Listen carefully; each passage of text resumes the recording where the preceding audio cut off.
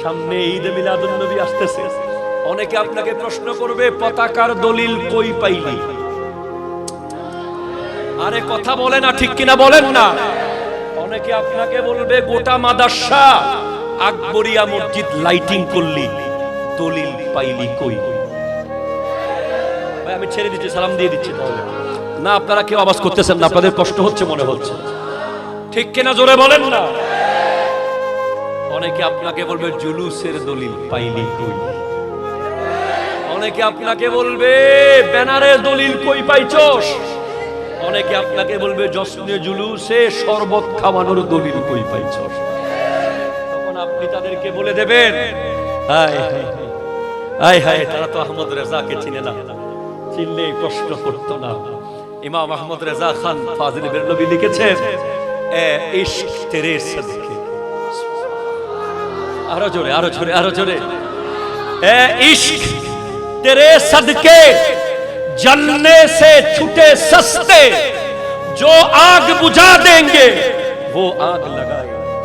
बोले ओगो इश्क, इश्क की देखा যায়, इश्क की ধরা যায়, ইশকের কোন রং আছে? ইশক শুধু ফিল করা যায়, ফিল অনুভব করা যায়। বলে এ ইশক, ওগো মোহাব্বত, তোমার কারণে আগুন থেকে সস্তায় বেঁচে গেলাম। বলে जो आग बुझाएंगे वो आग लगा रहे, বলে যেটা জাহান্নামের আগুনকে নিভাবে আমি সেই আগুন লাগাবো। আগুন কেমনে আগুন নিভায়? আগুনে তো আগুন বাড়ায়।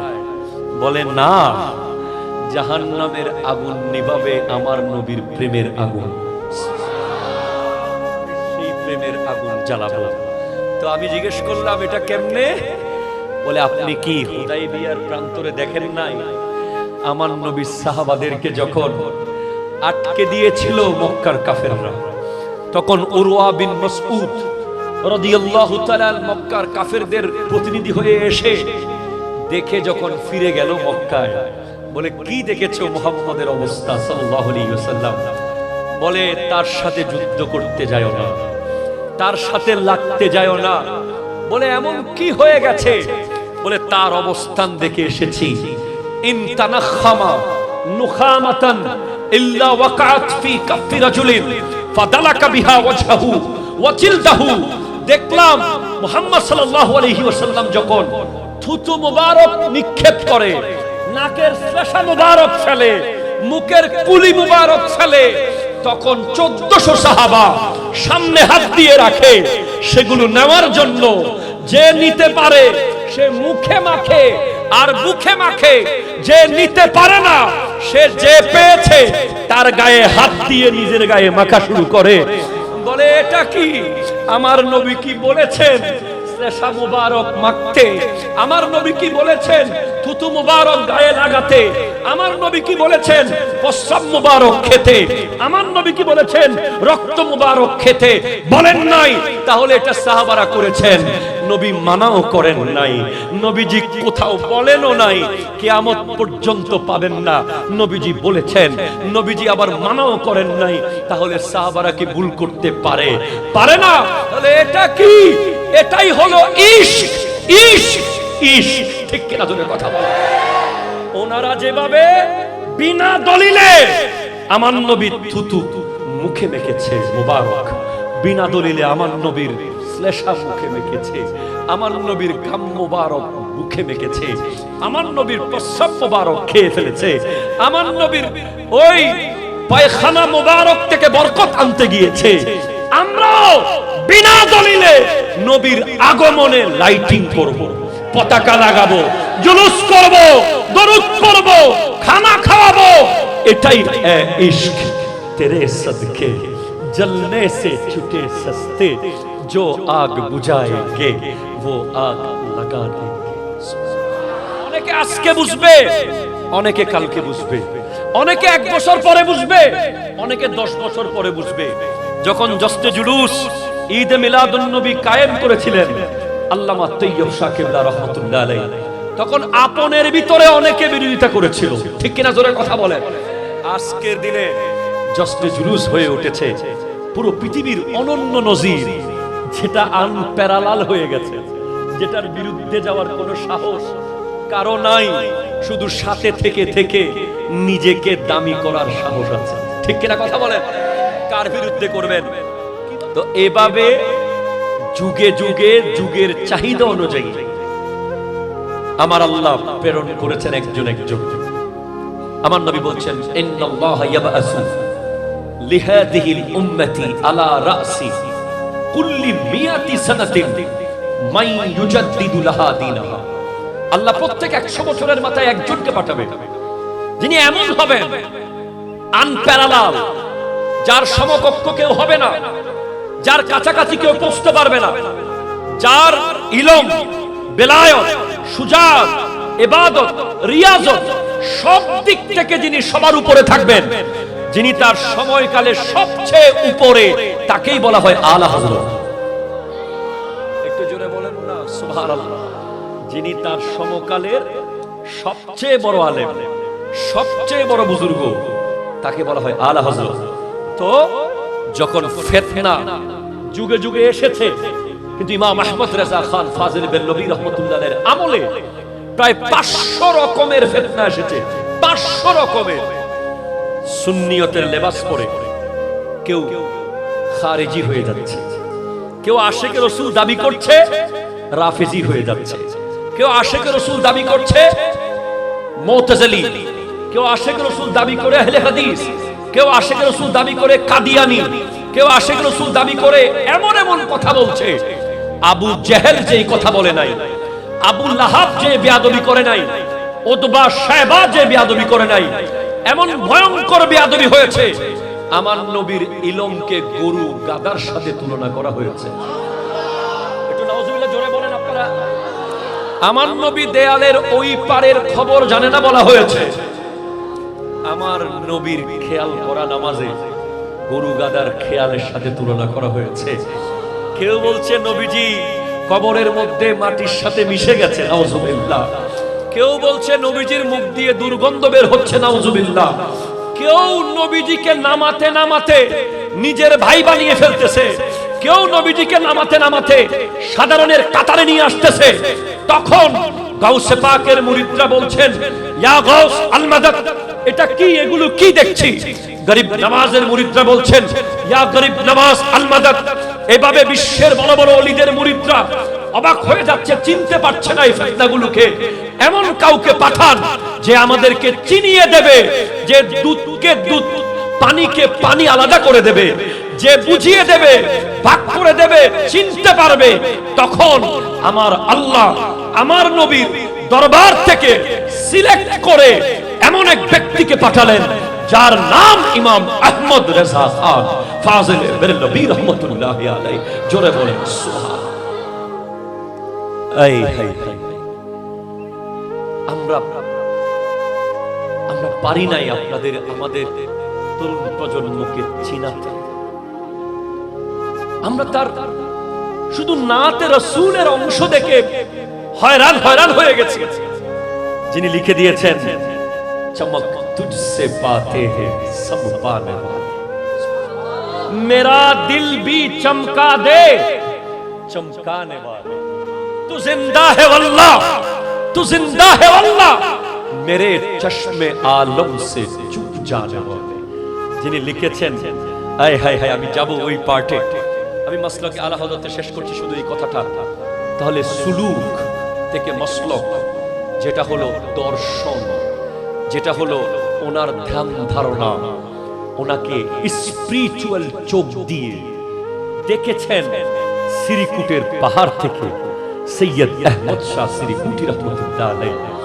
দুজনের বাড়ি হাজার হাজার মাইল দূরে, একজন পাকিস্তানের সিরিকুটের পাহাড়ে, আরেকজন ভারতের ইউপি বেরেলি শরীফে। এখান থেকে ওখানে বেলায়েতের নজর দিয়ে দেখে ফেলেছেন যে জামিয়া বানাতে হবে ইমাম আহমদ রেজার ফিলোসফির উপরে, দর্শনের উপরে।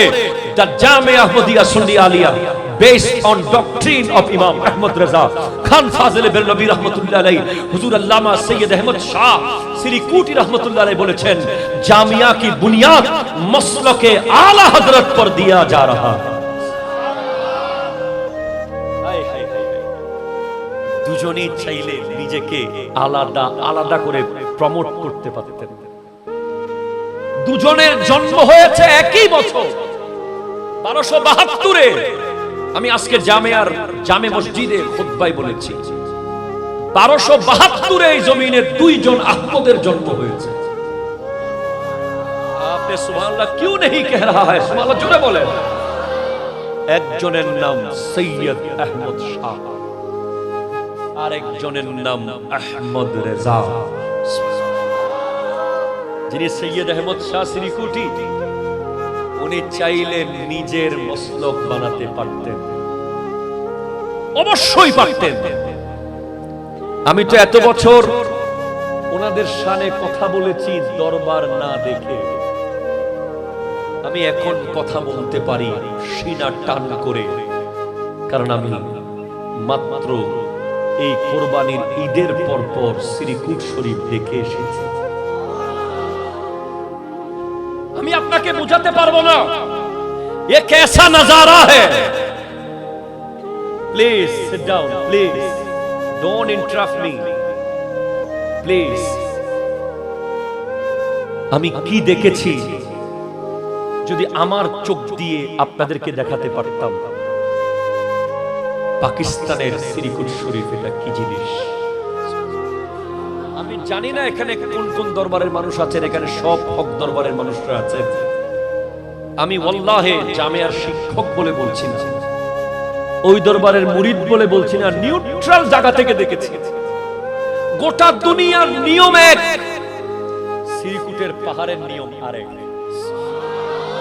এই আধুনিক জগতের চাকচিক্যতার সাথে এই আধুনিক এনভায়রনমেন্টের সাথে এই আধুনিক পৃথিবীর সাথে ওই পাহাড়ের কোনো সম্পর্ক নাই ওই পাহাড়ে গেলে আপনার মনে হবে আপনি ১৫০০ বছর আগে চলে গেছেন ওখানকার চালচলন ওখানকার বিহেভিয়ার ওখানকার এনভায়রনমেন্ট ওখানকার মেহমানদারি ওখানকার বসার চেয়ার ওখানকার ঘুমানোর বিছানা সবকিছুর মধ্যে একটা রুহানিয়ত আছে একটা নুরানিয়ত আছে আমরা তো মনে করি মাজার মানে অনেকগুলো মোমবাতি থাকবে অনেকগুলো আগরবাতি থাকবে অনেকগুলো গিলাপ থাকবে অনেক ঝাড়বাতি থাকবে অনেক মানুষের উঠা বসা থাকবে নারী পুরুষের হুজুম থাকবে না হলে এটা কিসের আবার মাজার হইল হ্যাঁ এটা থাকতেই পারে আমি এটা দ্বিমত করছি এমন না কিন্তু শ্রীকুট শরীফের ওই জমিন থেকে ৮.৫ মাইল উপরে ৪,৫০০ ফিট উপরে ওই পাহাড়ে দুইটা মাজার আমি দেখেছি একটা সৈয়দ আহমদ শাহ শ্রীকুটি রহমতুল্লাহ আলাইহির মাজার আর একটা সৈয়দ মোহাম্মদ তৈয়ব শাহ রহমতুল্লাহ আলাইহির মাজার যেখানে কোনো মোমবাতি আগরবাতি ঝাড়বাতি কোন ধরনের অতিরিক্ততা নাই একেবারে ঠান্ডা নরমাল সাধারণ দুটা মাজার শুধু এসএস এর লোহার গ্রিল দিয়ে রাখা হয়েছে ২৪ ঘন্টা কোরআন তিলাওয়াত চলছে হাফজোখানার হাফেজরা তিলাওয়াত করছে কেউ আপনাকে দোয়া করিয়ে দিতে নিয়ে যাবে না কেউ আপনাকে দোয়া করিয়ে টাকা চাইবে না কেউ আপনাকে ফুলের মালা দিয়ে টাকা খুঁজবে না ওখানে আপনি স্বাধীনভাবে জিয়ারত করবেন যেই পাহাড়ের ত্রিসীমানার মধ্যে কোন নারীর অস্তিত্ব দেখা যায় নাই কোন নারীর আওয়াজ পাওয়া যায় নাই এমন কি হযরতে সৈয়দ আহমদ শাহ শ্রীকুটি রহমাতুল্লাহ আলাইহি বিবি সাহেবা আমাদের মাই সাহেবা তৈয়ব শাহ কিবলার আম্মা এরপরে তহের শাহ সাহেব কিবলার আম্মা ওনাদের মাজারগুলো এমন ভাবে ঘেরাও দিয়ে রাখা হয়েছে বাইরের কোন পরপুরুষ ওই মাজারে দেখতেও পারবে না আমি কি দেখলাম রে ভাই আমি জিজ্ঞেস করলাম হুজুর इतना ऊंचा में क्यों ये आस्ताना आप हुजरात ने यहाँ पर क्यों ये जगह सिलेक्ट किया এত উঁচুতে কেন ঘর বানাতে হলো? নিচে তো জমিন ছিল।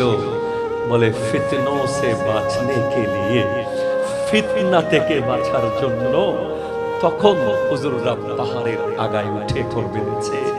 আমি দেখেছি ওই পাহাড়ে যখন আমি গিয়েছি, আমি আমার পীর বলে বলছি না, আল্লাহ এবং রাসূল সাক্ষী, আমি পীর বাঙ্গাল সিনেটর অফ পাকিস্তান হুজুর সৈয়দ মোহাম্মদ সাবের শাহ কিবলাকে দেখেছি ফজরের নামাজে নিজে আজান দিচ্ছেন মসজিদে এসে, যার পিছে 90 লাখ 70 লাখ মানুষ জশ্নে জুলুসে জীবন দিয়ে দেয়, যিনি মুস্কি হাসি দিলে আমরা জীবন দিতে প্রস্তুত থাকি, যার প্রতিটা লাইন আমাদের জন্য কোরবান হয়ে যায়, আমরা ওই সিনেটর অফ পাকিস্তানকে আমি দেখেছি কতটুকু তাওয়াদু, কত কোন লেভেলের সুন্নতে মুস্তাফার ইত্তেবা করেন।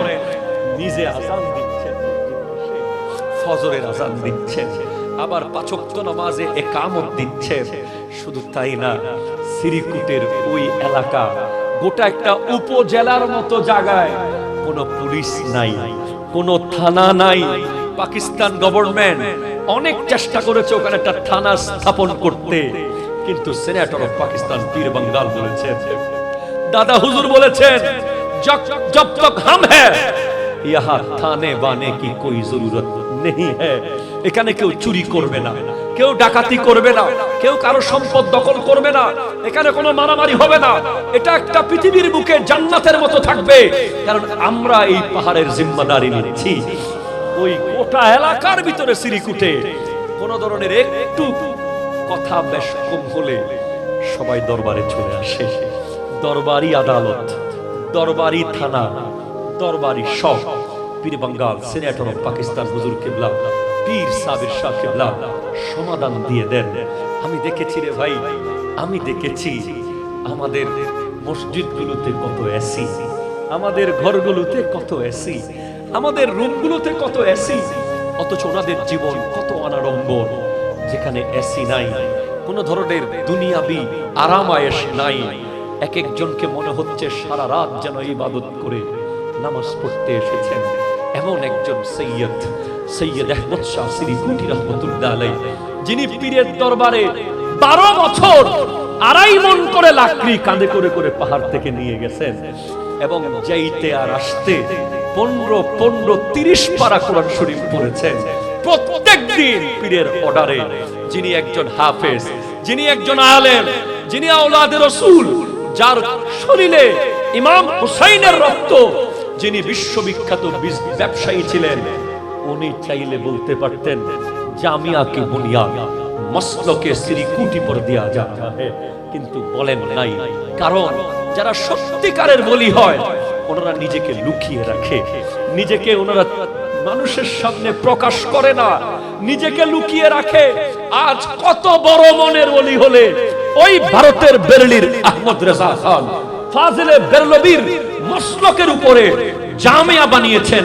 সেজন্য মনে রাখবেন, স্পষ্ট মনে রাখবেন, যত বড় স্কলার হোক, যত বড় বিশ্ববিখ্যাত ডক্টর হোক, যত বড় পিএইচডি হোক, তার মধ্যে যদি বিন্দু পরিমাণ আকীদার খেলাফ কিছু পাওয়া যায়, জামিয়া তার বিরুদ্ধে কথা বলবে। ঠিক কিনা? জোরে কথা বলেন, হাত তুলে বলেন ঠিক কিনা বলেন।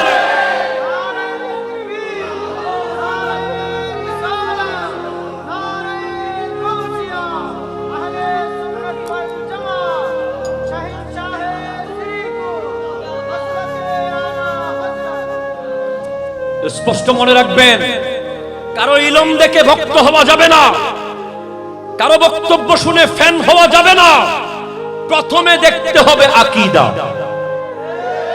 কথা বলেন, কথা বলেন, কথা বলেন, কথা বলেন।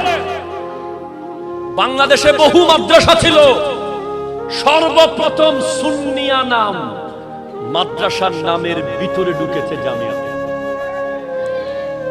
জামিয়া আহমদিয়া সুন্নিয়া শব্দ সর্বপ্রথম মাদ্রাসার নামের ভিতরে লাগানো হয়েছে জামিয়াতে। আমি আমার কথা বলছি, আমারও ওয়াল্লাহি আমি যায়নুল আবেদিনের কোন বক্তব্যে যদি সাহাবায়ে কেরাম আহলে বাইত আকাইদ আহলে সুন্নতের বিপরীত কোনো কথা পাওয়া যায়, আমি যদি সেটার উপরে অটল থেকে যাই তওবা না করে, ওয়াল্লাহ আমার পিছে নামাজ পড়ার দরকার নেই। ঠিক কিনা জোরে কথা বলেন? আমার বক্তব্য শোনার দরকার নাই। আজকে তরুণ প্রজন্মকে একটা আই ওয়াশ করা হচ্ছে, তাদেরকে বোঝানো হচ্ছে যে এই রকম ইংরেজি বলতে পারলে উনি বড় অনেক বড় স্কলার, এই রকম তথ্য দিতে পারলে উনি অনেক বড় কিছু, এই রকম পিএইচডি থাকলে উনি অনেক বড় কিছু। না, আমাদের মাপকাঠি পিএইচডি নয়, আমাদের মাপকাঠি হাজার হাজার কিতাবের লেখক নয়, আমাদের মাপকাঠি বক্তব্য নয়, আমাদের মাপকাঠি কোনো বিশ্ববিদ্যালয় নয়, আমাদের মাপকাঠি হলো আহলে সুন্নাত ওয়াল জামাতের আকীদার মধ্যে যে থাকবে, সে যদি রাস্তার সুইপার হয় তাকে আমরা মাথার তাজ বানিয়ে রাখবো। ঠিক কি না? সবাই বলেন নাই হাত তুলে? আপনাদের মধ্যে কনফিউশন আছে, সবাই হাত তুলে বলেন নাই? আপনারা এই বিষয়গুলো খেয়াল রাখবেন। মসলকে আলা হযরত মানে কোন রকম বাতুলতার সাথে আপোষ না করা, ক্লিয়ার কথা। আলা হযরত শিয়াদের বিরুদ্ধে কিতাব লিখেছেন, আলা হযরত খারিজের বিরুদ্ধে কিতাব লিখেছেন। আলা হযরত এমন জাত ছিলেন যিনি দুই হাতে লিখতেন, দুই হাতে ব্রেইনকে দুই ভাগে ভাগ করে ফেলতেন লেখার সময়। আপনি যদি লেখেন আপনার ব্রেইনের ফোকাস থাকবে কলমের দিকে, একদিকে। আলা হযরত ওই হাস্তি যিনি লেখার সময় নিজের ব্রেইনকে দুই ভাবে সেটআপ করতে পারতেন। এক হাতে লিখতেন সুন্নিয়তের পক্ষে, আর এক হাতে লিখতেন বাতিলের বিরুদ্ধে। যিনি মাত্র 8 ঘন্টায় প্রায় 185 পৃষ্ঠার কিতাব লিখে দিয়েছেন মক্কার কাবাগরের সামনে বসে। উনি যখন হজে গেছেন, ওনাকে আরবের আলেমরা অ্যারেস্ট করেছেন, বলে আপনি তো বেদাতি, আপনি শিরিক করেন। বলে কি, কিভাবে? বলে আপনি নবীর ইলমে গায়েবকে মানেন। তো উনি বলছেন অবশ্যই মানি, গায়েব আছে তাই মানি। বলে আপনি প্রমাণ দেন। কিয়া বিল মাদাতিল গায়বিয়া, এমন ভাবে ইলমে গায়েবের দলিল দিয়েছেন, আরবের বড় বড় আলেমরা হয়রান হয়ে গেছে। তারা আশ্চর্য হয়ে বলেছে উনি তো সাধারণ কোনো ব্যক্তি নন, আসলেই উনি আলা হযরত। মানতে বাধ্য হয়েছে। উনি এমন আশিক ছিলেন, উনি যখন কাবাগর তাওয়াফ করছিলেন, 7ম তাওয়াফে গিয়ে উনি চিৎকার করে করে বলতে লাগলেন, হাজিও आओ शहनशाह का रोजा देख, ए हाजिरा चलो शहनशाह रोजा देखो। काबा तो देख चुके हो, अब काबे का काबा देखो। काबा तो देखे নিয়েছো, এখন কাবার কাবা দেখতে চলো। এরপরে বলে জুমে মক্কা তা ঈদ আহলে ইবাদত के लिए, মক্কা শরীফের শুক্রবার জুমার দিন ঈদ ছিল যারা নেককার বান্দা তাদের জন্য। আমি তো গুনাহগার, মুজরিমো आओ यहाँ ঈদে দুশম্বা দেখো।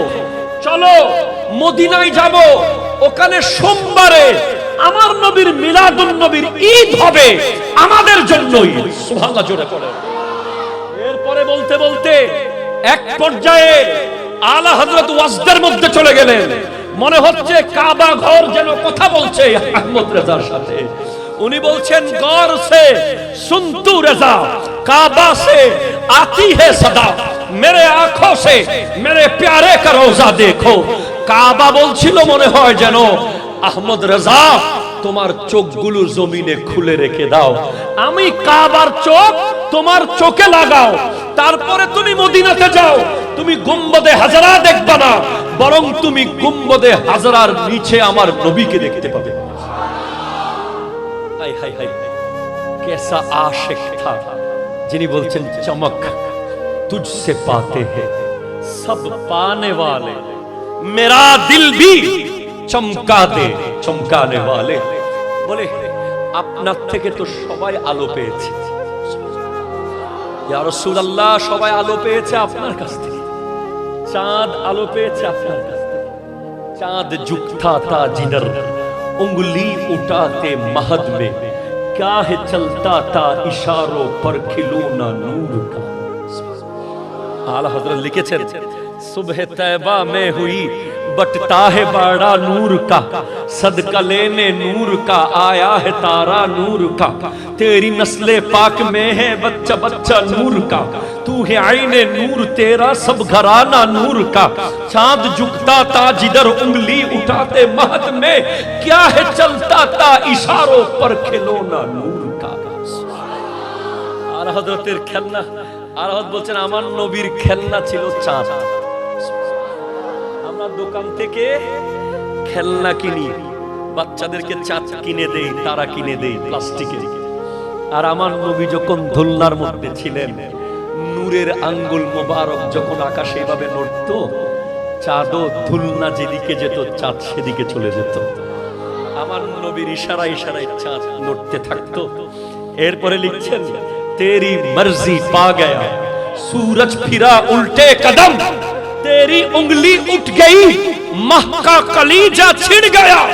ओगो नबी আপনি তো ওই জাত যার ইশারায় চাঁদ দুটুকরো হয়েছে বলবেন না, যার ইশারায় চাঁদ নিজের কলিজা ছিঁড়ে দিয়েছে, নিজের কলিজা ছিঁড়ে দুই দিকে পড়ে গেছে নবীর গোলামিতে। বলছে আপনার ইশারায় সূর্য পিছন থেকে ব্যাক করে চলে এসেছে।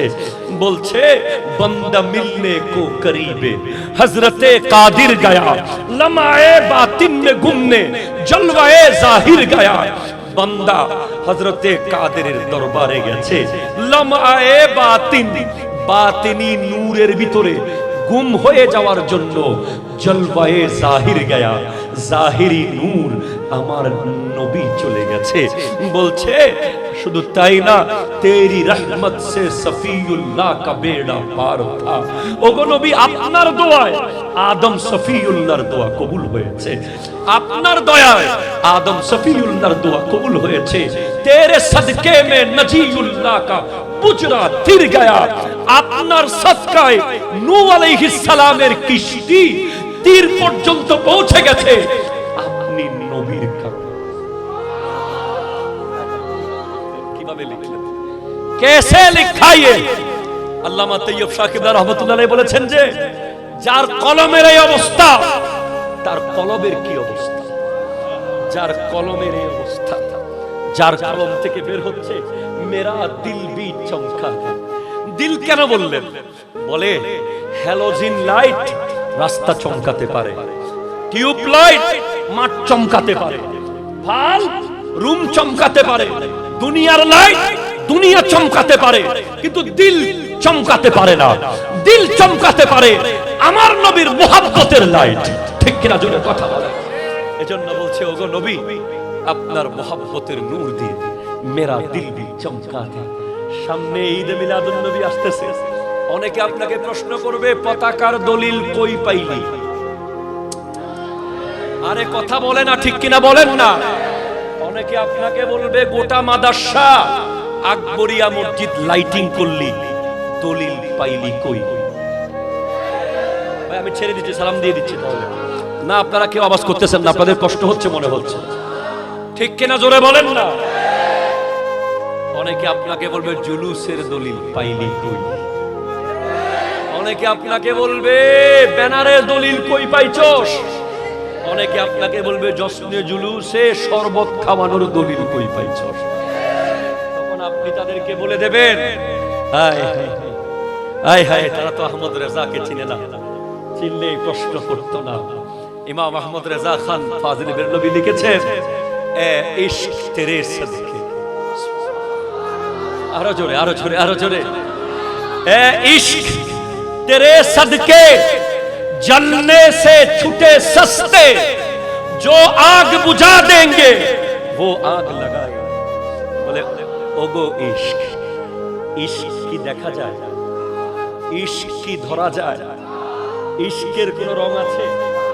ইশক শুধু ফিল করা যায়, ফিল অনুভব করা যায়। বলে এ ইশক, ওগো মোহাব্বত, তোমার কারণে আগুন থেকে সস্তায় বেঁচে গেলাম। বলে जो आग बुझाएंगे वो आग लगा रहे।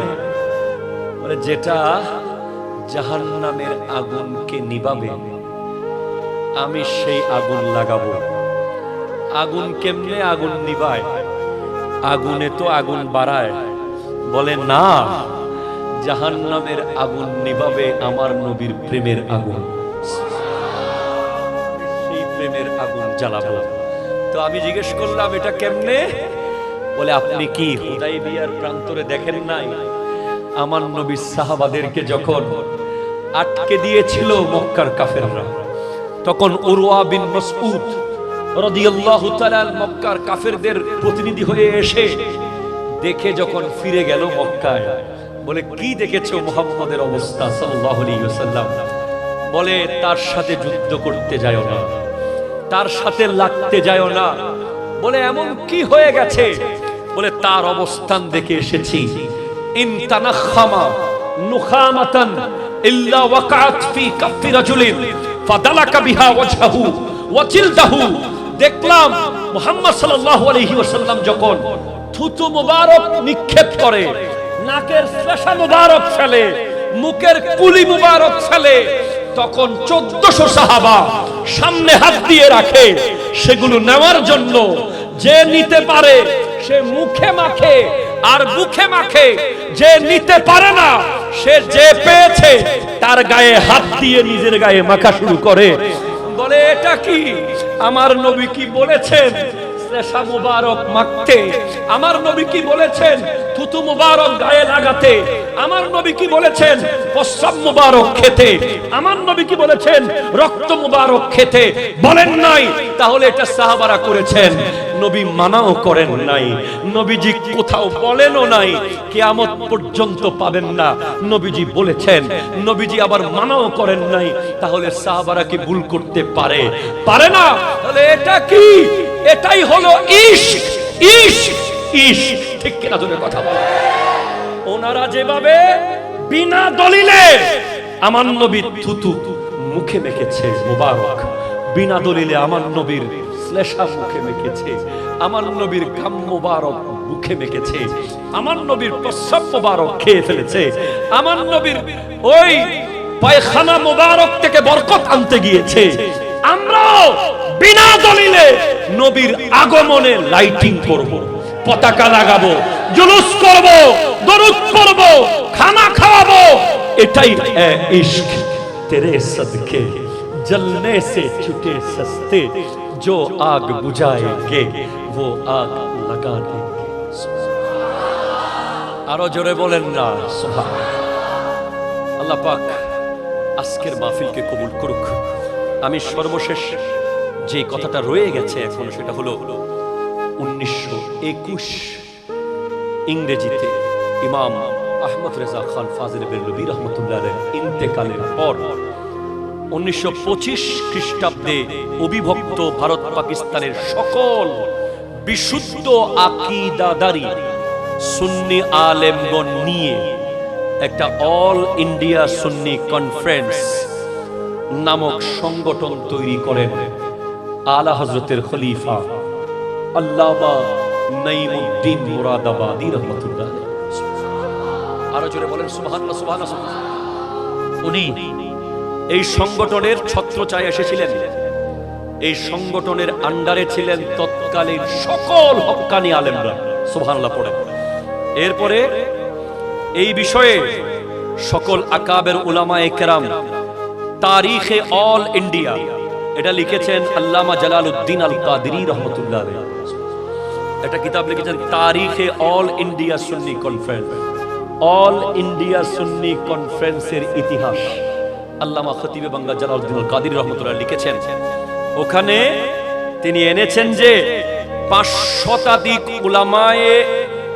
উলামা ইসলামের নামে তাদের ঠিকানা সহকারে লিপিবদ্ধ হয়েছে, যারা মসলকে আলা হযরতের প্রতি নিজেদের সমর্থন দিয়েছিলেন। 500 কয়জন আলেম? 500 আলেম ওই সময় নিজের ঠিকানা সহ নাম সহ দিয়ে মসলকে আলা হযরতের উপরে নিজেদের রায় মত দিয়েছেন। এবং পরবর্তীতে 1925 থেকে 1945 সনে উপমহাদেশের প্রায় 22,000 আলেম এই মসলককে স্বীকৃতি দিয়েছেন, মসলকে আলা হযরত। 22,000 আলেম। তখন থেকে আজকের দিন পর্যন্ত 22 লক্ষ পেরিয়ে এটা হয়তো 22 কোটিতে পৌঁছে গেছে মসলকে আলা হযরতের অনুসারী। তেমনই একটি মসলক আমরা পেয়েছি। এখন আপনাদের কাছে আমাদের কথা থাকবে, অনেক রং বেরঙের উকি ঝুঁকি আসবে, ঠিক কিনা? জোরে কথা বলেন না। নিজের থেকেও আসবে, পরের থেকেও আসবে। বহু রকমের রং বেরঙের চাকচিক্যতা দেখবেন।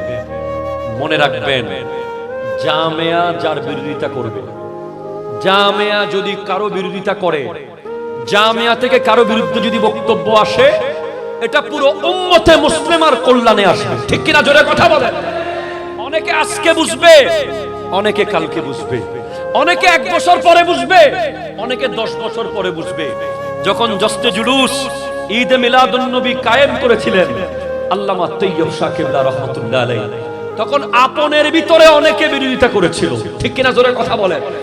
আজকের দিনে জশ্নে জুলুস হয়ে উঠেছে পুরো পৃথিবীর অনন্য নজির, যেটা আনপ্যারালাল হয়ে গেছে, যেটার বিরুদ্ধে যাওয়ার কোনো সাহস কারো নাই, শুধু সাথে থেকে থেকে নিজেকে দামি করার সাহস আছে, ঠিক কিনা? কথা বলেন।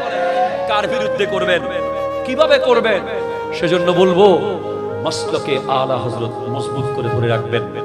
আলা হযরত তরুণ সংঘ, তাদের দায়িত্ব হলো, অবশ্যই প্রথম দায়িত্ব আলা হযরতকে জানা। এখন আমাদের জামিয়ার আল্লামা হাফেজ আনিসুল জামান হুজুরের সংকলন আল মাকতাব প্রকাশনী থেকে একটা বই বের হয়েছে, ছোটদের ইমাম আহমদ রেজা খান ফাজিল বেরলভী রাহমাতুল্লাহ আলাইহির জীবনের ছোট্ট একটা বই, সুন্দর করে ওখানে ছবি সহ তোর বাচ্চাদের জন্য বের করা হয়েছে। ওনার জীবনের বিভিন্ন অংশ আনা হয়েছে ছবি আকারে, একদম বাচ্চারা যেভাবে দেখলে পছন্দ করবে, ওই বইটা ঘরে ঘরে রাখবেন। সবচেয়ে মূল্যবান ইমান বিধ্বংসী অ্যান্ড্রয়েড অ্যাপস, ইমান বিধ্বংসী লাইব্রেরির বাংলা কোরআন, যেগুলো পড়লে আপনার ইমান যে কখন চলে যাবে আপনি বুঝতেই পারবেন না। সেজন্য ঘরে ঘরে রাখতে হবে কানজুল ঈমান, আলা হযরতের লেখা কোরআনের অনুবাদ কানজুল ঈমান। এই কানজুল ঈমান যদি সাথে থাকে, ঈমান ঠিক থাকবে। আমি আর সামনের দিকে যাচ্ছি না, আল্লাহ পাক আজকের এই মাহফিলকে কবুল করুক। এই সংগঠন ধরে রাখার দরকার আছে না নাই? একটু হাত তুলেন, একটু একজন তাকবীর দেন।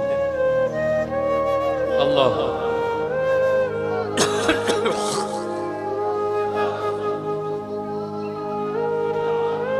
একটু জোরে বলেন না সুবহানাল্লাহ।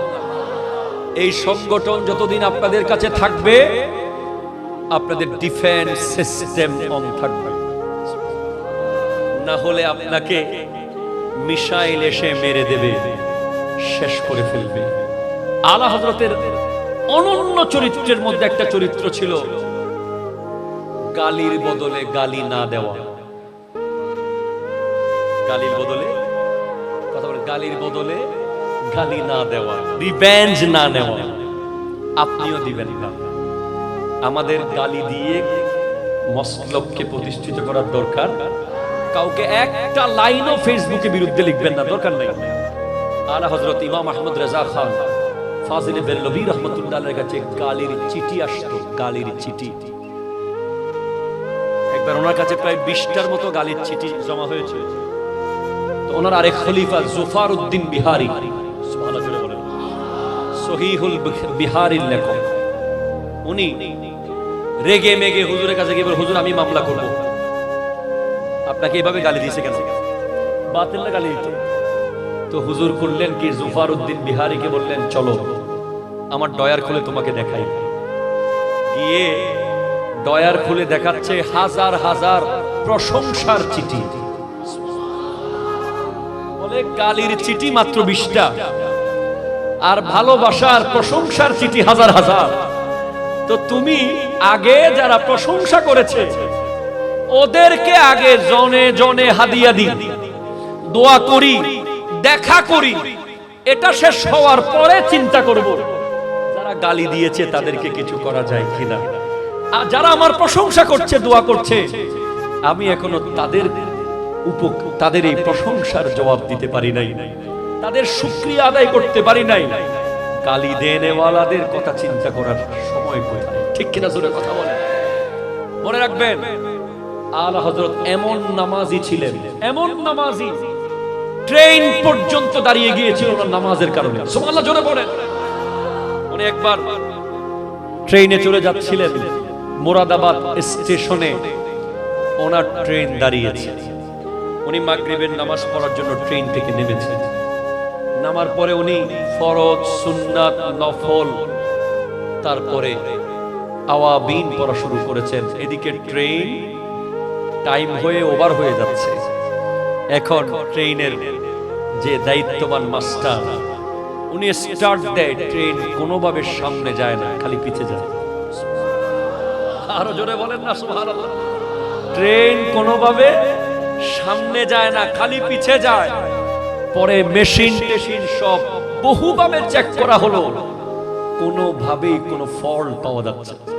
কিছুক্ষণ পর কোনো একজন বলছিল যে আচ্ছা, এই ট্রেনে এক বুজুর্গ ব্যক্তি উঠেছিল, দেখতেছি উনি তো উঠে নাই, উনি তো বাইরে নামাজ পড়তেছে। গেলেন, গিয়ে বলে হুজুর, ट्रेन का टाइम तो हो गया, आपका नमाज खत्म हुआ? बोले मेरा नमाज खत्म हुआ। ठीक है हुजूर, आइए ट्रेन में चले। हुजूर इमाम अहमद रजा खान फाजिल बेरलवी रहमतुल्लाह अलैह যখন ট্রেনের মধ্যে উঠে বসলেন, বলে স্টার্ট দিজিয়ে, সাথে সাথে ট্রেন চলা শুরু করে দিল। এতক্ষণ ওনার নামাজের জন্য ট্রেন চলে নাই। উনি এমন আশিক ছিলেন যে উনি যখন মদিনা শরীফে গিয়ে মসজিদ হেরমে, মসজিদ নববীর পাশে বসলেন, এক কবি নাত লিখতেছে। কবি, বড় বিশ্ববিখ্যাত কবি, দেখতেছে মসজিদে নববীর, আমার নবীর রওজা বরাবর একটা খেজুর বাগান আছে। ওই খেজুর বাগান আর নবীর গুম্বদ, সবুজ গুম্বদকে কেন্দ্র করে এক কবি नात लिखते। की नात लिखते? दरख्त खड़े हैं गुंबदे शाहे वाला के सामने, जैसे मजनू खड़े हैं खेमाए लैला के सामने। आला हजरत रेगी में गए, खामोश, आपने क्या लिखा? बोले मैंने लिखा ये शायरी। बोले आपका पहला लाइन ठीक है, मगर दूसरे लाइन ठीक नहीं। আপনার প্রথম লাইনটা ঠিক আছে, দরख्त মানে গাছ, खड़े हैं गुंबदे शाहे वाला के सामने, বাদশার গুম্বদের সামনে গাছ দাঁড়িয়ে আছে, এটা ঠিক আছে। কিন্তু পরের লাইনে যে লিখলেন जैसे मजनू खड़े हैं खेमाए लैला के सामने, যেভাবে মজনু দাঁড়িয়ে আছে লায়লার কামরার সামনে, এই উদাহরণ আমার নবীর সাথে যায় নাই, আপনি এটা কেটে দেন। তো বলে হুজুর আপনি লিখে দেন পরের লাইন। তখন ইমাম আহমদ রেজা খান फाजिल बेरलवी लिखे दिलेन, दरख्त खड़े हैं गुंबदे शाहे वाला के सामने, जैसे कुदसी खड़े हैं अर्शे मुअल्ला के सामने। बोले যেভাবে ফেরেশতা দাঁড়িয়ে আছে আল্লাহর আরশের সামনে, রওজাকে তুলনা দিয়েছেন কিভাবে দেখেন ইমাম আহমদ রেজা খান ফাজিল বেরলভী রাহমাতুল্লাহ আলাইহি। বাবা জান, আমি শেষ করতে পারবো না। এই শান, এই সমুদ্রের, গোটা সমুদ্রের একটা ফোঁটাও আমি দিতে পারি নাই। এত আজিম হস্তি ইমাম আহমদ রেজা খান ফাজিল বেরলভী রাহমাতুল্লাহ আলাইহি। তো আমার ভাইরা চেয়েছেন দুইটা লাইন নাতে রাসূল গাইবো। নাত তো আমার অহংকার, একটু জোরে বলেন না সুবহানাল্লাহ। আমি নাতে রাসূল গেয়েছি, গাইতে পারি, এই তৌফিক আল্লাহ আমাকে দিয়েছে। আমি জামিয়ার শিক্ষক হয়েছি নাতের বদৌলতে, আমি বক্তা হয়েছি নাতের কারণে। আজকে যদি আমি কোনো কিছু হয়ে থাকি, সেটা একমাত্র নাতে রাসূলের কারণে হয়েছি। কেউ যদি এই নাত পড়ার কারণে টিটকারি মারে, হেও করে, হিসাব দেয়, অত টাকার বলে, তাকে বলবো কাল হাসরের মাঠে আমার নবীর সামনে গিয়ে বলবো ইয়া রাসূলুল্লাহ, নাত পড়েছিলাম বলে আমাকে এই কথা বলা হয়েছে। আমাদের দেশে অনেক বড় বড় স্কলার আছে যারা নাত খাদেরকে তুচ্ছ তাচ্ছিল্য করে কথা বলে, ঠিক কিনা জোরে কথা বলে। আল্লাহ তাদেরকে হেদায়েত করুক, অহংকার মুক্ত থাকার তৌফিক দান করুক। এমন এমন স্কলার আছে যারা গোটা জিন্দেগিতে নবীর শানে এক লাইন নাত গাওয়ার তৌফিক হয় নাই, আর যারা নাতে রাসূল গাওয়ার তৌফিক হয়েছে, কেউ বুসরি হয়েছে, কেউ জামি হয়েছে, কেউ রুমি হয়েছে, কেউ হাসান ইবনে সাবিত রাদিয়াল্লাহু তাআলা আনহু হয়েছে, যার জন্য আমার নবী মসজিদ নববীতে মিম্বর বানিয়ে দিয়েছেন। नात की तौफीक बख्शी ए खुदा तुमने मुझे, इससे बढ़कर और क्या इनाम होगा। वाह वाह। नात है नाते सरकार की पढ़ता हूं मैं, बस इसी बात से घर में मेरी रौनक होगी। এজন্য আমি ঝুমঝুম করে গাইবো, যেখানে নিয়ে যান সেখানে গাইবো। যদি বলেন শায়ের জয়নুল আবেদিন, আলহামদুলিল্লাহ। নাত খা জয়নুল আবেদিন, আলহামদুলিল্লাহ। বড় বড় মুহাদ্দিস মুফতি কিয়ামতের মাঠে আটকে যাবে। হয়তো আমি ফকির, নাতের কারণে বেঁচেও যেতে পারি। সেজন্য সবাই মিলে পড়ি, লামিয়াতি নজিরু কাফি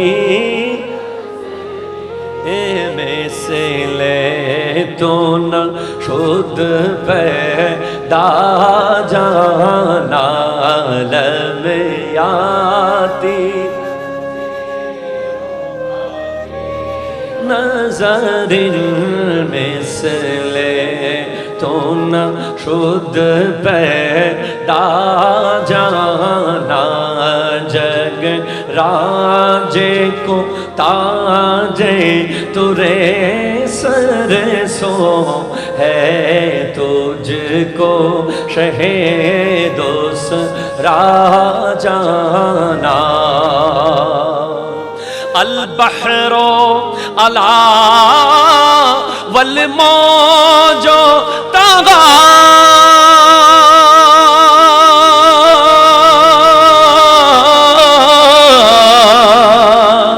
मन बे कैस तूफा होश रुबा, बे कैस तूफा होश रुबा, मझधार में हो बिगड़ी है हवा, मोरी नैया पार लगा जाना, या रसूल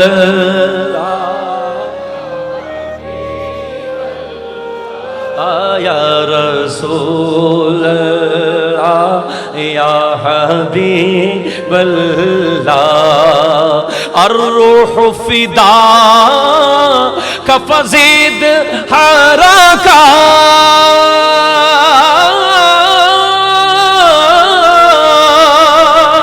एक शोला दिगर बर जन इश्क़ा, एक शोला दिगर बर जन इश्क़ा, मोरा तन मन धन सब फूके दिया, मोरा तन मन धन सब फूक दिया, ये जान भी प्यारे जला जाना,